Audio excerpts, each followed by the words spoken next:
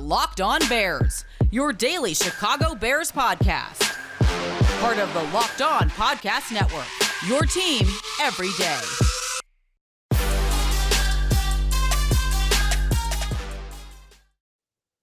Justin Fields is going to be thrown in the fire with a pretty tough opponent for his first career start against the Cleveland Browns. So we're going to put together a game plan for what the Chicago Bears can do to upset Cleveland and get a win in Fields' first start. This is Locked On Bears, and I'm your host, Lorin Cox. I'm an analyst for Pro Football Focus, and I'm here to bring you your daily, in-depth Chicago Bears news and analysis. You can follow me on Twitter at Cox Sports 1. You can follow the podcast on Twitter at Locked On Bears. You can like Locked On Bears on Facebook. You can join the Locked On Bears Facebook group, and make sure that you click that subscribe button on the Locked On Bears YouTube channel to keep up with all of our video podcasts as well. Thanks for making us your first listen today and every day, wherever you get your podcasts. On the show today, game plan time. We're going to start with first of all, what Matt Nagy can do to help Justin Fields now that he's had the full week to prepare as the starter and game plan for the Browns with Fields entrenched as the starting quarterback. We'll start to piece together a plan for how you can take some of the pressure off of the rookie and hopefully set him up for success. Then we'll look at where the Bears can find some advantages against this Browns offense, try and shut down that running game, try and find somewhere to penetrate that offensive line and see, okay, where can you live with the Browns making some progress, and where do you need to be worried, and where do you think maybe you can put Baker Mayfield in some difficult spots? And then we'll wrap up looking at this Browns defense a little more specifically matchup-wise, where the Bears should look to attack, where maybe they shouldn't look to attack, and how everything can kind of come together for a Bears victory on Sunday. But we start with the rookie quarterback, Justin Fields, because when he went into the game against the Bengals, it was not planned for him to really take over the spot full time from that point. Of course, the injury to Andy Dalton, of course, unexpected. And so they had some plays ready for Fields, but then they were kind of improvising a little bit and going to what he had sort of practiced, but not really practiced specifically with the intention of unveiling them against the Bengals in that situation against that defense. So there's certainly an expectation that things should operate a little bit more smoothly and should be a little bit more prepared this time around for Fields. Because one of the things we heard from some Bears fans after the game was feeling like maybe Nagy wasn't giving Fields the same type of support he was for Andy Dalton. And I think they were doing some similar things, but at the same time, they're two different quarterbacks with two different skill sets. And so they have different needs and different strengths and weaknesses to try and build towards, especially just given the lack of experience, even in addition to their different physical tools. And so I think if I'm trying to make things easier on Justin Fields, some of this stuff can be regardless of opponent, but against the Browns specifically too. First of all, you want to run the ball. I mean, they always want to run the ball. That's not anything new. It's not anything groundbreaking. You'd like to get the running game going with David Montgomery and then Damian Williams. And they had more success against the Rams doing that than they did last week against the Bengals. It's another tough front seven and a really strong defensive line in particular in Cleveland. It's going to make that more difficult. And so you can kind of help Justin Fields and help your running game at the same time by getting some different run pass options in there, some read options for Justin Fields as well. I would make that a heavy emphasis in this game plan of leaving either Clowney or Garrett unblocked on either edge and optioning them and letting Justin Fields make the read. And he made the wrong read at least once last week against the Bengals. It's still NFL speed that he's getting used to. So there's always going to be some bumps along the road there, but you trust his speed, you trust David Montgomery's speed, and you hope that can stress the Browns defense in some different ways that we'll get into some of that a little bit more in the future. So you're not just always dropping back or going under center and just handing it off up the middle every single time, being able to do some different things to free up the ground game that way. Plus, you want to then work some play action off of that. And I would say you have to specifically make sure that the play action is structured off of the running plays that you've been successful with, so that when you're faking the handoff, it needs to look like the other handoffs that you've done. So then for the linebackers especially, it looks the same whether it's the run or the play action, and they're not sure what to expect. Like if you do all your handoffs as stretch zone plays and then you do play action out of the shotgun every time, they're still going to pay attention to it, but it's more effective if the plays are sort of built off of each other and look similarly when you're attacking the opposing defense. Then I also want to see some moving pockets potentially off some of that play action. I know they wanted to keep Justin Fields more in the shotgun. We'll probably see more of that. And so it's not going to be the full like Matt LaFleur, Kyle Shanahan stretch zone play action, that type of full offense, because you still want to do more of the spread that Fields is comfortable with. But especially if the pass rush is becoming a problem, you can really kind of push them aside to one half and have Fields roll out the other way. And it simplifies some of the reads for him as well. And then also gives him the ability to scramble beyond the line of scrimmage. I mean, these are a lot of the things that we talked about the Bears doing for Mitch Trubisky because Mitch needed it. And the key difference here is you're doing this for Justin Fields in his first career start because he could use a little extra support, as opposed to doing it in year 4 with Mitch Trubisky when he still needed some extra support. So it's a little bit more understandable and less of a concern or a red flag that Fields might just need a little help in his first game compared to all the things they had to try and do to help Mitch Trubisky late last season. But it works and it helps quarterbacks. That includes some more pre-snap motion. Sending a receiver from one side to the other. If the cornerback follows him, that's usually an indicator of man coverage. If the defense just kind of shifts but nobody follows him, tends to be an indicator of zone coverage. Gives Fields a little more information before the snap, so he doesn't have to figure as much out after the snap. He can just kind of quick confirm that that's what he's seeing. Check the safeties to know whether it's middle of the field open or close. Is it single deep or two deep? And then based on that, you can have a pretty good sense of what type of zone or what kind of man coverage you might have underneath and where you can throw the routes. And that's how, the progression can kind of go. So I think as we try and figure out exactly, how to complicate things without complicating things too much, honestly, I'm okay with just letting Justin Fields also beat the Browns with his legs. You don't want him to become a run first quarterback necessarily, but for his first game against a pretty good opponent, if Justin Fields runs for 65 yards and a touchdown and wins, because he's just plays not there, scrambles for a first down and run pass option, scrambles for a first down. Let him be Lamar Jackson for these first couple of games while he works out and irons out some of the kinks in terms of the passing game. Because he is a prolific passer at Ohio State. And that's where you're looking for him to be able to be that dynamic passer in addition to the dynamic runner. But for now, he doesn't have to be Patrick Mahomes. He doesn't have to be Aaron Rodgers in the pocket. He can complete some easy passes and also beat them with their legs and take the win where you can get it. And I think the Bears shouldn't be afraid to let Justin rely on his legs a little bit without becoming too reliant and completely abandoning anything you're trying to do in the passing game. A lot of that too will depend on the scoreboard. The Bears are playing from behind. They might have to pass a little bit more. If they're able to keep it close, you can stick to the running game and not be conservative, but certainly take your time and not have to force some things. We'll look at how this Bears defense might be able to hold up its end of the bargain to keep that scoreboard contained next on Locked On Bears. This episode of Locked On Bears brought to you by our friends at BuiltBar.com, the makers of the world's best tasting protein bars ever. And right now they've got limited edition flavor still available in the shop, cookie dough chunk. It is unequivocally the best Built Bar flavor. I ordered a box yesterday. Can't wait for them to get here because every Built Bar is covered in 100% real chocolate. They're all soft and they're easy to chew. But the cookie dough chunk has actual cookie dough pieces like layered on top underneath the outer chocolate. But it's still, like all the other flavors, low sugar and low calories while still being high fiber and high protein. I'm telling you, it is a delicious cookie dough candy bar treat, but it only has 6 grams of sugar and 150 calories. You cannot find anything else that tastes this sweet and delicious and has that low sugar and calories. It's unmatched on the market. It's why I'm such a big fan. Why I encourage you, head on over to BuiltBar.com and enter our promo code LOCKED15, and you'll get 15% off your next order. I used it on my last order. LOCKED15 for 15% off at BuiltBar.com.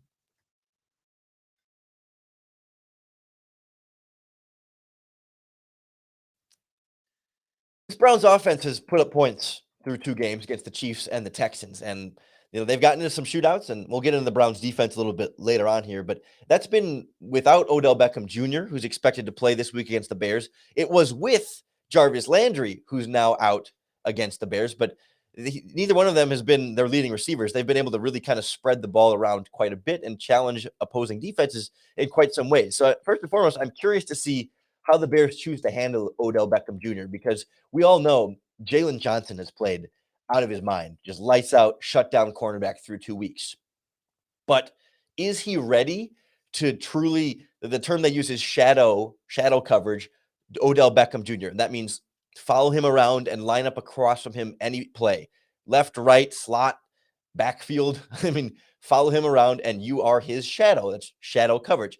It's not something Jalen Johnson has done in his NFL career. He plays exclusively on the right side of the Bears defense. And at this point, I don't know that I'm worried enough specifically about Odell Beckham to do that. Not any disrespect to the talent that Beckham has, but the Browns offense has struggled to really feed him in a way that leads to these massive breakout performances. And so I don't think I'm going to like specifically game plan around trying to keep Jalen Johnson on Odell Beckham Jr. just to try and shut him down in that way. I'd rather let Beckham prove that he needs that first, and then I can always kind of adjust on the fly a little bit. But for now, I think I'm going to leave Jalen Johnson on the outside. But sort of the other advantage you see here is that because Beckham hasn't played and now you've got Jarvis Landry out, the Browns' weapons, at least at wide receiver, aren't necessarily scaring you a ton. I mean, they've been productive so far and they've got more talent, but they're not household names that have necessarily proven they can dominate for 150 yards and 3 touchdowns. I mean, it's Donovan Peoples-Jones. He was a late round pick a couple of years ago out of Michigan.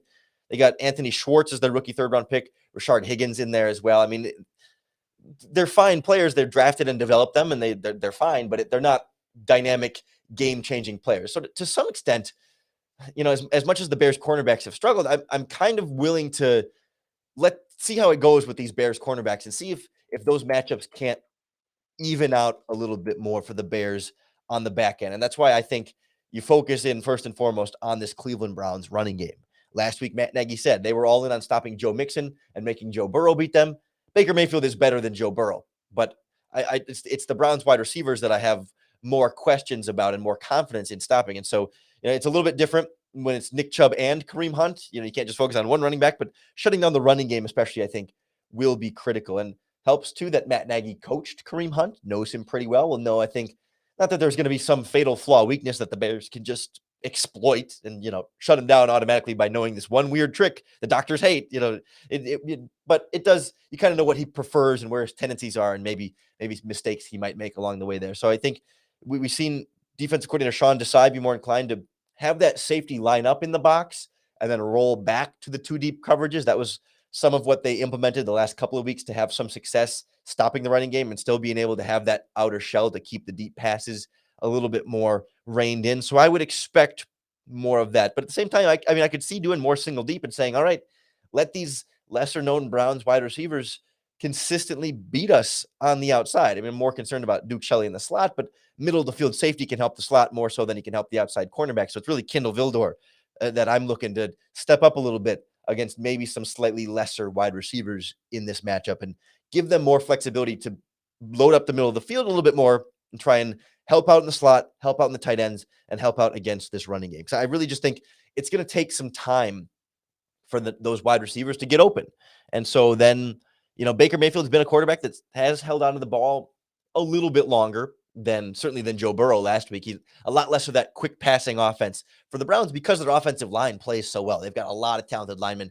We went into a little bit more depth on that on yesterday's Crossover Thursday podcast with Jeff Lloyd from Locked On Browns. If you haven't heard that one, really encourage you to go back and listen to it because he knows the Browns through and through and really gave us some good insight on why their defense has struggled a little bit and where their offense has been able to be so successful with a very efficient Baker Mayfield. But a lot of that started with that offensive line.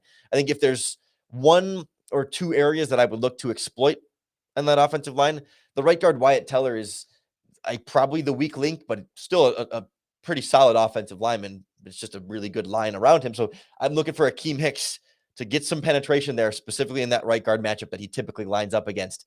That would be critical to disrupting Baker Mayfield and also this running game too. And then their left tackle, Jedrick Willis, is in only his 2nd season. He played really well as a rookie, but maybe there's some advantages that Khalil Mack or Robert Quinn can find on tape for a young guy still kind of adjusting to the NFL.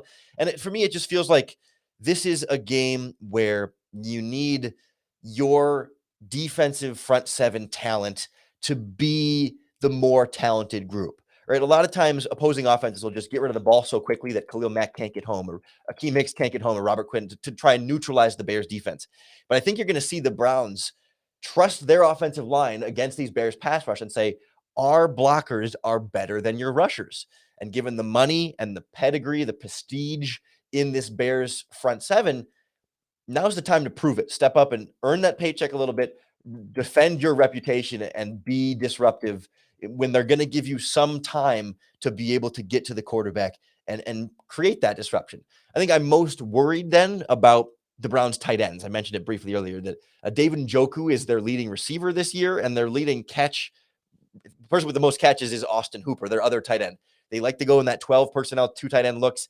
And not that I don't trust Roquan Smith, but if Baker Mayfield has time to throw and those tight ends are working across the field, I mean, we've seen Alec Ogletree especially give up some big catches to tight ends this year. We saw the Rams have some success with that with Tyler Higbee down the stretch, and that's where I'm concerned. That's where I think the Browns offense is going to be looking to attack the Bears there and in the slot, and not so much Jalen Johnson on the outside. So that's sort of where I think the Bears can try and find some room to slow down this Cleveland Browns offense that's put up a lot of points. But I think it's going to be slightly more of a shootout type of game, and that means this Justin Fields needs to find some holes in this Browns defense and take advantage of some of the mistakes they've been making through these first 2 weeks.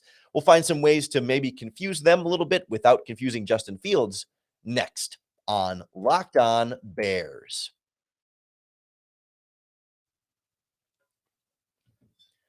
So 3 weeks into the NFL season, how are you holding up in your office football pools so far? It's been fun trying to keep up with picking these games and having a little bit of extra money on it as well with your friends or family or your colleagues at work. Always makes it a little bit more exciting. And if you haven't gotten in on it yet, it's not too late. Thanks to our friends at runyourpool.com. They are the premier sports pool hosting service because they make it so easy. Again, whether it's your friends, your family, your coworkers, it's all online on their platform, and they give you a bunch of different ways to customize it with a bunch of different types to play. I mean, they've got Survivor, Pick'em, Squares, Margin, Confidence Pool 33, and more. So you can do NFL and college football. You can do 1 week games. You can do the full season, or I guess the rest of the season, the playoffs, the Super Bowl, and it really is all encompassing on their platform. So you don't have to worry about tracking down your friends or family for the money that they play. And they all just upload it online, and it's all part of Run Your Pool. So don't worry, it's too late. Make sure it's not too late yet. So check them out today, and you can get $10 off at runyourpool.com/locked on, or use our promo code locked on at checkout. Anywhere, everywhere in the world, runyourpool.com is helping friends and colleagues compete. So don't miss out. The NFL season is off to an exciting start. Go to runyourpool.com/locked on and have your pool up and running in minutes. Runyourpool.com/locked on. You want to make the games even more exciting, you can throw a little cash down on the spread, the money line, the over-under, wherever you want at BetOnline.ag, the number one place we recommend for all your sports betting needs. Bears are 7-point underdogs on the road against Cleveland. I was reading where I don't think the Bears have ever been able to cover that spread in that way with rookie quarterbacks in recent history. So there's a big test here for Justin Fields in a tough matchup. But hey, that's a great time to take advantage of the odds makers doubting the Bears rookie quarterbacks, plus odds for all the other pro and college football games. Plus, when the hockey season comes around, they've got baseball right now, soccer, tennis, basketball is coming up here soon. They've got futures and prop bets, so many different ways to play at betonline.ag. When you sign up, make sure you enter our promo code NFL100. That's going to get you a 100% welcome bonus, matching dollar for dollar your first deposit at betonline.ag, your online sportsbook experts.